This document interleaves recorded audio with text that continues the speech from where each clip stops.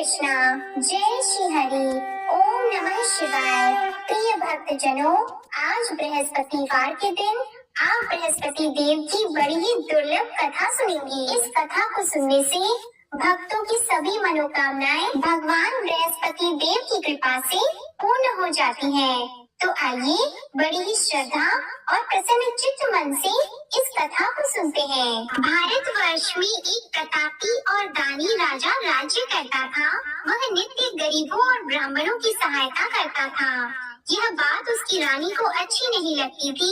वह न ही गरीबों को दान देती, न ही भगवान का पूजन करती थी और राजा को भी दान देने से मना किया करती थी। एक दिन राजा शिकार खेलने वन को गए हुए थे, तो रानी महल में अकेली थी। उसी समय बृहस्पति देव साधु वेश में राजा के महल में भिक्षा लेने के लिए गए और भिक्षा मांगी, तो रानी ने भिक्षा देने से इनकार कर दिया और कहा, हे साधु महाराज, मैं तो दान पुण्य से तंग आ गई हूँ। मेरा पति सारा धन लुटाते रहते हैं। मेरी इच्छा है कि हमारा धन नष्ट हो जाए, फिर न रहेगा बांस, न बजेगी बांसुरी। साधु ने कहा, देवी तुम तो बड़ी विचित्र हो। धन संतान तो सभी चाहते हैं, पुत्र और लक्ष्मी तो पापी के घर भी होने चाहिए। यदि तुम्हारे पास अधिक धन है तो भूखों को भोजन दो, प्यासों के लिए प्याऊ बनवाओ, मुसाफिरों के लिए धर्मशालाएं खुलवाओ। जो निर्धन अपनी कुंवारी कन्याओं का विवाह नहीं कर सकती, उनका विवाह करा दो। ऐसे और कई काम हैं जिनके करने से तुम्हारा यश लोक और परलोक में फैलेगा। परंतु रानी पर उपदेश का कोई प्रभाव नहीं पड़ा। वह बोली, महाराज आप मुझे कुछ न समझाएं, मैं ऐसा धन नहीं चाहती जो हर जगह बांटती फिरूं। साधु ने उत्तर दिया, यदि तुम्हारी ऐसी इच्छा है तो तथास्तु। तुम ऐसा करना कि बृहस्पतिवार को घर लीपकर पीली मिट्टी से अपना सिर धोकर स्नान करना, भट्टी चढ़ाकर कपड़े धोना। ऐसा करने से आपका सारा धन नष्ट हो जाएगा। इतना कहकर वह साधु महाराज वहाँ से आलोक हो गए और साधु के अनुसार कही बातों को पूरा करते हुए रानी को केवल 3 बृहस्पतिवार ही बीते थे कि उसकी समस्त धन संपत्ति नष्ट हो गई। भोजन के लिए राजा का परिवार तरसने लगा। तब एक दिन राजा ने रानी से बोला कि हे रानी, तुम यहीं रहो, मैं दूसरे देश को जाता हूँ, क्योंकि यहाँ पर सभी लोग मुझे जानते हैं, इसलिए मैं कोई छोटा कार्य नहीं कर सकता। ऐसा कहकर राजा परदेश चला गया। वहाँ वह जंगल से लकड़ी काट कर लाता और शहर में बेचता था। इस तरह वह अपना जीवन व्यतीत करने लगा। इधर राजा के परदेश जाते ही रानी और दासी दुखी रहने लगी। एक बार जब रानी और दासी को 7 दिन तक बिना भोजन के रहना पड़ा, तो रानी ने अपनी दासी से कहा, हे दासी, पास ही के नगर में मेरी बहन रहती है, वह बड़ी धनवान है, तू उसके पास जा और कुछ लेकर आ, ताकि थोड़ा बहुत गुजार बसर हो सके। रानी दासी की बहन के पास गई। उस दिन गुरुवार था और रानी की बहन उस समय बृहस्पतिवार व्रत की कथा सुन रही थी। दासी ने रानी की बहन को अपनी रानी का संदेश दिया, लेकिन रानी की बड़ी बहन ने कोई उत्तर नहीं दिया। जब दासी को रानी की बहन से कोई उत्तर नहीं मिला, तो वह बहुत दुखी हुई और उसे क्रोध भी आया। दासी ने वापस आकर रानी को सारी बात बता दी। सुनकर रानी ने अपने भाग्य को कोसा। उधर रानी की बहन ने सोचा कि मेरी बहन की दासी आई थी, परंतु मैं उससे नहीं बोली, इससे वह बहुत दुखी हुई होगी। कथा सुनकर और पूजन समाप्त करके वह अपनी बहन के घर आई और कहने लगी, हे बहन, मैं बृहस्पतिवार का व्रत कर रही थी, तुम्हारी दासी मेरे घर आई थी, परंतु जब तक कथा होती है तब तक न तो उठते हैं और न ही बोलते हैं, इसलिए मैं नहीं बोली। कहो दासी क्यों गई थी? रानी बोली, बहन तुमसे क्या छिपाऊं, हमारे घर में खाने तक को अनाज नहीं था। ऐसा कहते कहते रानी की आंखें भर आई। उसने दासी समेत पिछले 7 दिनों से भूखे रहने तक की बात अपनी बहन को विस्तार पूर्वक सुना दी। रानी की बहन बोली, देखो बहन, भगवान बृहस्पति सबकी मनोकामना को पूर्ण करते हैं। देखो शायद तुम्हारे घर में अनाज रखा हो। पहले तो रानी को विश्वास नहीं हुआ, पर बहन के आग्रह करने पर उसने अपनी दासी को अंदर भेजा तो उसे सचमुच अनाज से भरा एक घड़ा मिल गया। यह देखकर दासी को बड़ी हैरानी हुई। दासी रानी से कहने लगी, हे रानी, जब हमको भोजन नहीं मिलता तो हम व्रत ही तो करते हैं, इसलिए क्यों न इनसे व्रत और कथा की विधि पूछ ली जाए ताकि हम भी व्रत कर सकें। तब रानी ने अपनी बहन से बृहस्पतिवार व्रत के बारे में पूछा। उसकी बहन ने बताया, बृहस्पतिवार के व्रत में चने की दाल और मुनक्का से विष्णु भगवान का केले की जड़ में पूजन करें तथा दीपक जलाएं, व्रत कथा सुने और पीला भोजन ही करें। इससे बृहस्पति देव प्रसन्न होते हैं। और व्रत और पूजन विधि बताकर रानी की बहन अपने घर को लौट गई। 7 दिन के बाद जब गुरुवार आया तो रानी और दासी ने व्रत रखा। घुड़साल में जाकर चना और गुड़ लेकर आई, फिर उससे केले की जड़ तथा विष्णु भगवान का पूजन किया। अब पीला भोजन कहाँ से आए, इस बात को लेकर दोनों बहुत दुखी थी। क्योंकि उन्होंने व्रत रखा था, इसलिए बृहस्पति देव उनसे प्रसन्न थे। इसलिए वे एक साधारण व्यक्ति का रूप धारण करके 2 थालों में सुंदर पीला भोजन दासी को दे गए। भोजन पाकर दासी बहुत प्रसन्न हुई और फिर रानी के साथ मिलकर भोजन ग्रहण किया। उसके बाद वे सभी गुरुवार को व्रत और पूजन करने लगी।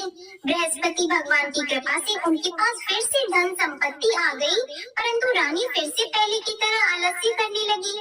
तब दासी बोली, देखो रानी, तुम पहले भी इस प्रकार आलस्य करती थी, तुम्हें धन रखने में कष्ट होता था, इस कारण सभी धन नष्ट हो गया, और अब जब भगवान बृहस्पति की कृपा से धन मिला है तो तुम्हें फिर से आलस्य होता है। रानी को समझाते हुए दासी कहती है कि बड़ी मुसीबतों के बाद हमने यह धन पाया है, इसलिए हमें दान पुण्य करना चाहिए, भूखे मनुष्यों को भोजन कराना चाहिए और धन को शुभ कार्यों में खर्च करना चाहिए, जिससे तुम्हारे कुल का यश बढ़ेगा, स्वर्ग की प्राप्ति होगी और पितृ प्रसन्न होंगे। दासी की बात मानकर रानी अपना धन शुभ कार्यों में खर्च करने लगी, जिससे पूरे नगर में उसका यश फैलने लगा। उधर एक दिन राजा दुखी होकर जंगल में एक पेड़ के नीचे आसन जमाकर बैठ गया। वह अपनी दशा को याद करके व्याकुल होने लगा। बृहस्पतिवार का दिन था। एकाएक उसने देखा कि निर्जन वन में एक साधु प्रकट हुए। वह साधु वेश में स्वयं बृहस्पति देवता थे। लकड़हारे के सामने आकर बोले, हे लकड़हारे, इस सुनसान जंगल में तू इतना चिंता मग्न क्यों बैठा है? लकड़हारे ने दोनों हाथ जोड़कर प्रणाम किया और उत्तर दिया, महात्मा जी, आप सब कुछ जानते हैं, मैं क्या कहूँ। यह कहकर रोने लगा और साधु को अपनी आत्म कथा सुनाई। महात्मा जी ने कहा, तुम्हारी स्त्री ने बृहस्पतिवार के दिन बृहस्पति भगवान का निरादर किया है, जिसके कारण रुष्ट होकर उन्होंने तुम्हारी यह दशा कर दी। अब तुम चिंता को दूर करके मेरे कहने पर चलो तो तुम्हारे सब कष्ट दूर हो जाएंगे और भगवान पहले से भी अधिक संपत्ति देंगे। तुम बृहस्पति के दिन कथा किया करो, 2 पैसे के चने मुनक्का लाकर उसका प्रसाद बनाओ और शुद्ध जल से लोटे में शक्कर मिलाकर अमृत तैयार करो। कथा के पश्चात अपने सारे परिवार और सुनने वाले प्रेमियों में अमृत व प्रसाद को बांटकर खुद भी ग्रहण करो। ऐसा करने से भगवान तुम्हारी सब मनोकामनाएं पूरी करेंगे। साधु के ऐसे वचन सुनकर लकड़हारा बोला, हे प्रभु, मुझे लकड़ी बेचकर इतना पैसा नहीं मिलता जिससे भोजन के उपरांत कुछ बचा सकूं। मैंने रात्रि में अपनी स्त्री को व्याकुल देखा है, मेरे पास कुछ भी नहीं जिससे मैं उसकी खबर मंगा सकूं। और फिर मैं बृहस्पति देव की क्या कहानी सुनूं? मुझको तो कुछ भी मालूम नहीं है। साधु ने कहा, हे लकड़हारी, तुम किसी बात की चिंता मत करो। बृहस्पतिवार के दिन तुम रोजाना की तरह लकड़ियाँ लेकर शहर को जाओ। तुमको रोज से दुगना धन प्राप्त होगा, जिससे तुम भली भांति भोजन कर लोगे और बृहस्पति देव की पूजा का सामान भी आ जाएगा। बृहस्पति देव की कथा इस प्रकार है, सुनो। प्राचीन काल में एक ब्राह्मण रहता था। वह बहुत निर्धन था। उसकी कोई संतान नहीं थी। उसकी स्त्री बहुत मलिनता के साथ रहती थी। वह स्नान नहीं करती, किसी देवता का पूजन नहीं करती। इससे ब्राह्मण देवता बड़े दुखी थे। बेचारी बहुत कुछ कहते थे, किंतु उसका कुछ परिणाम नहीं निकला। भगवान की कृपा से ब्राह्मण की स्त्री के कन्या रूपी रत्न पैदा हुआ। कन्या बड़ी होने पर प्रातः स्नान करके विष्णु भगवान का जाप और बृहस्पतिवार का व्रत करने लगी। अपने पूजन पाठ को समाप्त करके विद्यालय जाती तो अपनी मुट्ठी में जौ भर के ले जाती और पाठशाला के मार्ग में डालती जाती। तब ये जौ स्वर्ण के हो जाते तो लौटते समय उनको बीन कर घर ले आती। थी। एक दिन वह बालिका सूप में उस सोने की जौ को फटक कर साफ कर रही थी कि उसके पिता ने देख लिया और कहा, हे बेटी, सोने की जौ के लिए सोने का सूप होना चाहिए। दूसरे दिन बृहस्पतिवार था। इस कन्या ने व्रत रखा और बृहस्पति देव से प्रार्थना करके कहा, मैंने आपकी पूजा सच्चे मन से की है, तो मेरे लिए सोने का सूप दे दो।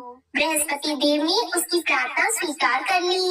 रोजाना की तरह वह कन्या जौ फैलाती हुई जाने लगी। जब लौटकर जौ बीन रही थी, तो बृहस्पति देव की कृपा से सोने का सूप मिला। उसे वह घर ले आई और उसमें जौ साफ करने लगी, परंतु उसकी माँ का वही ढंग रहा। एक दिन की बात है कि वह कन्या सोने के सूप में जौ साफ कर रही थी। उस समय उस शहर का राजपुत्र वहाँ से होकर निकला। इस कन्या के रूप और कार्य को देखकर मोहित हो गया और अपने घर आकर भोजन और जल त्याग कर उदास होकर लेट गया। राजा को इस बात का पता लगा तो अपने प्रधानमंत्री के साथ उसके पास गए और बोले, हे बेटा, तुम्हें किस बात का कष्ट है? किसी ने तुम्हारा अपमान किया है अथवा और कोई कारण हो सो कहो, मैं वही कार्य करूँगा जिससे तुम्हें प्रसन्नता हो।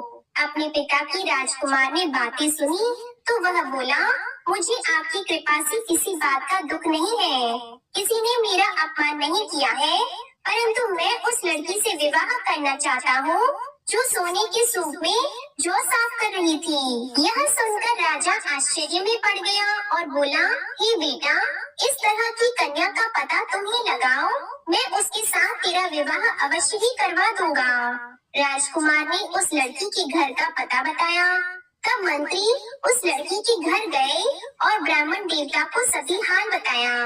ब्राह्मण देवता राजकुमार के साथ अपनी कन्या का विवाह करने के लिए तैयार हो गए तथा विधि विधान के अनुसार ब्राह्मण की कन्या का विवाह राजकुमार के साथ हो गया। कन्या के घर से जाते ही पहले की भांति उस ब्राह्मण देवता के घर में गरीबी का निवास हो गया। अब भोजन के लिए भी अन्न बड़ी मुश्किल से मिलता था। एक दिन दुखी होकर ब्राह्मण देवता अपनी पुत्री के पास गए। बेटी ने पिता की दुखी अवस्था को देखा और अपनी माँ का हाल पूछा। तब ब्राह्मण ने भी सभी हाल कहा। कन्या ने बहुत सा धन देकर अपने पिता को विदा कर दिया।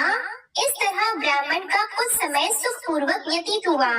कुछ दिन के बाद फिर वही हाल हो गया। ब्राह्मण फिर अपनी कन्या के यहाँ गया और सारा हाल कहा तो लड़की बोली, हे पिताजी, आप माताजी को यहाँ ले आओ, मैं उन्हें विधि बता दूंगी जिससे उनकी गरीबी दूर हो जाए। वह ब्राह्मण देवता अपनी स्त्री को साथ लेकर पहुँचे तो अपनी माँ को समझाने लगी कि हे माँ, तुम प्रातः काल प्रथम स्नान आदि करके विष्णु भगवान का पूजन करो तो सब दरिद्रता दूर हो जाएगी। परंतु उसकी माँ ने एक भी बात नहीं मानी और प्रातः काल उठकर अपनी पुत्री के बच्चों की जूठन को खा लिया। इससे उसकी पुत्री को भी बहुत गुस्सा आया। उसने एक रात को एक कोठरी से सारा सामान निकाल दिया और अपनी माँ को उसमें बंद कर दिया। प्रातः उसमें से उसे निकाला तो स्नान आदि करा के पूजा पाठ करवाया तो उसकी माँ की बुद्धि ठीक हो गई। इसके बाद वह नियम से पूजा पाठ करती और प्रत्येक बृहस्पतिवार को व्रत रखने लगी। इस व्रत के प्रभाव से उसकी माता और पिता बहुत ही धनवान और पुत्रवान हो गए और बृहस्पति देवता के प्रभाव से इस लोक के सुख को भोगकर अंत में स्वर्ग को प्राप्त हुए। इस तरह कहानी कहकर साधु देवता वहाँ से अंतर ध्यान हो गए। धीरे धीरे समय व्यतीत होने पर फिर वही बृहस्पतिवार का दिन आया। लकड़हारा जंगल से लकड़ी काटकर किसी शहर में बेचने गया। उसे उस दिन और दिन से अधिक पैसा मिला। राजा ने चना गुड़ आदि लाकर गुरुवार का व्रत किया। उस दिन से उसके सभी क्लेश दूर हो गए। परंतु जब दोबारा गुरुवार का दिन आया तो बृहस्पतिवार का व्रत करना भूल गया। इस कारण बृहस्पति भगवान नाराज हो गए। उस दिन उस नगर के राजा ने विशाल यज्ञ का आयोजन किया था तथा शहर में ये घोषणा करा दी कि कोई भी मनुष्य अपने घर में भोजन न बनवाए, न आग जलाए। समस्त जनता मेरे यहाँ भोजन करने आए। इस आज्ञा को जो न मानेगा उसे फांसी की सजा दी जाएगी। इस तरह की घोषणा संपूर्ण नगर में करवा दी गई। राजा की आज्ञा के अनुसार शहर के सभी लोग भोजन करने गए, लेकिन लकड़हारा कुछ देर से पहुंचा, इसलिए राजा उसको अपने साथ घर लेके गए और ले जाकर भोजन करा रहे थे तो रानी की दृष्टि उस खूंटी पर पड़ी जिस पर उसका हार लटका हुआ था। वह वहाँ पर दिखाई नहीं दिया। रानी ने निश्चय किया कि मेरा हार इस मनुष्य ने चुरा लिया है। उसी समय सिपाहियों को बुलाकर उसको कारागार में डलवा दिया। जब लकड़हारा कारागार में पड़ गया और बहुत दुखी होकर विचार करने लगा कि न जाने कौन से पूर्व जन्म के कर्म से मुझे यह दुख प्राप्त हुआ है, और उसी साधु को याद करने लगा जो कि जंगल में मिला था। उसी समय तत्काल बृहस्पति देव साधु के रूप में प्रकट हुए और उसकी दशा को देखकर कहने लगे, अरे मूर्ख, तूने बृहस्पति देव की कथा नहीं करी, इस कारण तुझे दुख प्राप्त हुआ है। अब चिंता मत कर, बृहस्पतिवार के दिन कारागार के दरवाजे पर 4 पैसे पड़े मिलेंगे, उनसे तू बृहस्पति देव की पूजा करना, तेरे सभी कष्ट दूर हो जाएंगे। बृहस्पतिवार के दिन उसे 4 पैसे मिले। लकड़हारे ने कथा कही। उसी रात्रि को बृहस्पति देव ने उस नगर के राजा को स्वप्न में कहा, हे राजा, तुमने जिस आदमी को कारागार में बंद कर दिया है वह निर्दोष है, वह राजा है, उसे छोड़ देना। रानी का हार उसी खूंटी पर लटका है, अगर तू ऐसा नहीं करेगा तो मैं तेरे राज्य को नष्ट कर दूंगा। इस तरह रात्रि के स्वप्न को देखकर राजा प्रातः काल उठा और खूंटी पर हार देखकर लकड़हारे को बुलाकर क्षमा मांगी और लकड़हारे को योग्य सुंदर वस्त्र आभूषण देकर विदा कर दिया। बृहस्पति देव की आज्ञा के अनुसार लकड़हारा अपने नगर को चल दिया। राजा जब अपने नगर के निकट पहुंचा तो उसे बड़ा आश्चर्य हुआ। नगर में पहले से अधिक बाग, तालाब, कुएं तथा बहुत सी धर्मशाला, मंदिर आदि बन गई हैं। राजा ने पूछा, यह किसका बाग और धर्मशाला है? तब नगर के सब लोग कहने लगे, यह सब रानी और बंदी के हैं। तो राजा को आश्चर्य हुआ और गुस्सा भी आया। जब रानी ने यह खबर सुनी कि राजा आ रहे हैं, तो उन्होंने दासी से कहा, हे दासी, देख राजा हमको कितनी बुरी हालत में छोड़ गए थे, हमारी ऐसी हालत देखकर वह लौट न जाएं, इसलिए तू दरवाजे पर खड़ी हो जा। आज्ञा के अनुसार दासी दरवाजे पर खड़ी हो गई। राजा आए तो उन्हें अपने साथ लेकर आई। तब राजा ने क्रोध करके अपनी रानी से पूछा कि यह धन तुम्हें कैसे प्राप्त हुआ है? तब उन्होंने कहा, हमें यह सब धन बृहस्पति देव के इस व्रत के प्रभाव से प्राप्त हुआ है। राजा ने निश्चय किया कि 7 रोज बाद तो सभी बृहस्पति देव का पूजन करते हैं, परंतु मैं प्रतिदिन दिन में 3 बार कहानी और रोज व्रत किया करूँगा। अब हर समय राजा के दुपट्टे में चने की दाल बंधी रहती और दिन में 3 बार कहानी कहते।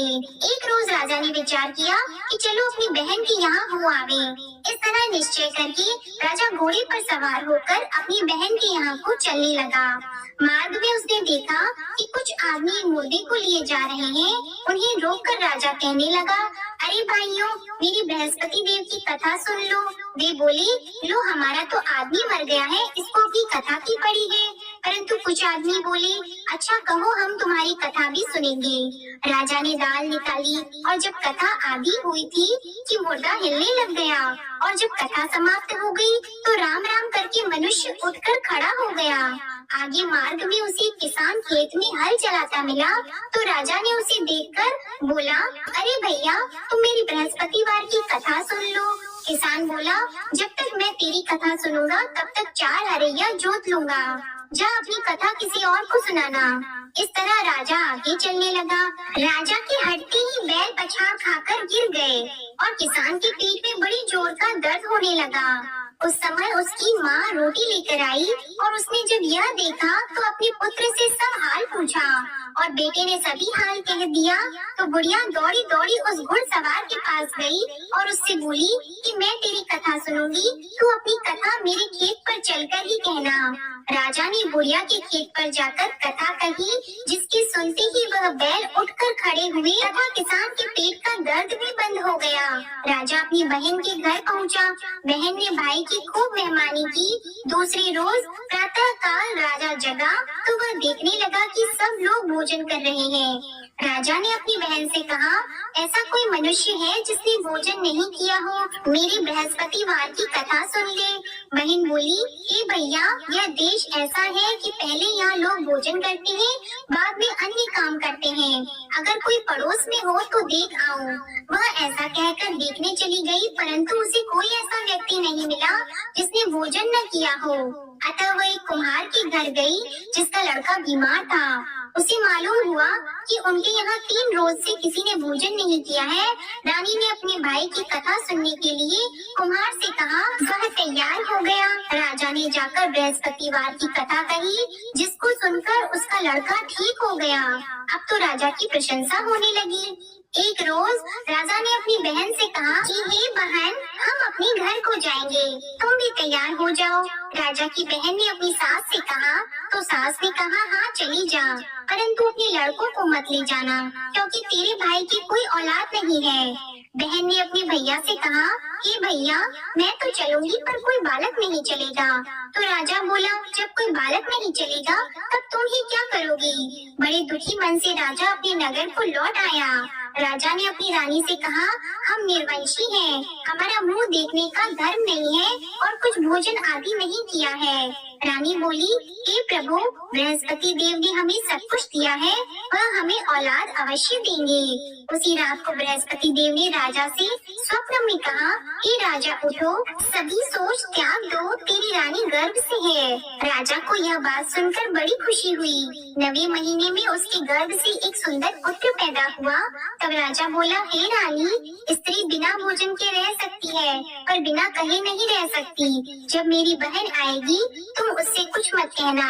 रानी ने सुनकर हाँ कर दिया। जब राजा की बहन ने यह शुभ समाचार सुना तो वह बहुत खुश हुई और बधाई लेकर अपने भाई के यहाँ आई। तभी रानी ने कहा, घोड़ा चढ़कर तो नहीं आई है, गधा चढ़कर आई है। राजा की बहन बोली, भाभी, मैं इस प्रकार न कहती तो तुम्हें औलाद कैसे मिलती? बृहस्पति देव ऐसे ही हैं, जैसी जिसके मन में कामनाएं हैं सभी को पूर्ण करते हैं। जो सद्भावना पूर्वक बृहस्पतिवार का व्रत करता है एवं कथा पढ़ता है अथवा सुनता है, दूसरों को सुनाता है, बृहस्पति देव उनकी सभी मनोकामनाएं पूर्ण करते हैं। बृहस्पति देव उनकी सदैव रक्षा करते हैं। जो संसार में सद्भावना और सच्चे हृदय से बृहस्पति देव का पूजन करते हैं, उनकी सभी मनोकामनाएं उसी प्रकार पूर्ण होती हैं, जैसे राजा और रानी ने बृहस्पति देव की कथा का गुणगान किया। उनकी सभी इच्छाएं बृहस्पति देव ने पूर्ण की। मनुष्य को हृदय से उनका मनन करते हुए जयकारा करना चाहिए। तो प्रेम से बोलिए, बृहस्पति देव की जय, विष्णु भगवान की जय, समस्त देवी देवताओं की जय। अब आप भगवान बृहस्पति देव की आरती श्रवण कीजिए। ओम जय बृहस्पति देवा, ओम जय बृहस्पति देवा, चिन्ह चिन्ह भोग लगाओ, कदली फल मेवा। ओम जय बृहस्पति देवा, तुम पूर्ण परमात्मा, तुम अंतर्यामी, जगत पिता जगदीश्वर, तुम सबके स्वामी। ओम जय बृहस्पति देवा, चरणामृत निज निर्मल, सब पातक हरता, सकल मनोरथ दायक, कृपा करो भरता। ओम जय बृहस्पति देवा, तन मन धन अर्पण कर, जो जन शरण पड़े, प्रभु प्रकट तब होकर, आकर द्वार खड़े। ओम जय बृहस्पति देवा, दीन दयाल दयानिधि, भक्तन हितकारी, पाप दोष सब हरता, भव बंधन हारी। ओम जय बृहस्पति देवा, सकल मनोरथ दायक, सब संशय तारो, विषय विकार मिटाओ, संतन सुखकारी। ओम जय बृहस्पति देवा, जो कोई आरती तेरी प्रेम सहित गावे, ज्येष्ठानंद बंद सो निश्चय ही पावे। ओम जय बृहस्पति देवा, ओम जय बृहस्पति देवा। प्रेम से बोलिए भगवान बृहस्पति देव की जय। बोलिए भगवान श्री लक्ष्मी नारायण जी की जय। आपको आज की कथा पसंद आए, आरती पसंद आए तो वीडियो को लाइक कीजिएगा, शेयर कीजिएगा, कमेंट में भगवान बृहस्पति देव जी की जय लिखिएगा।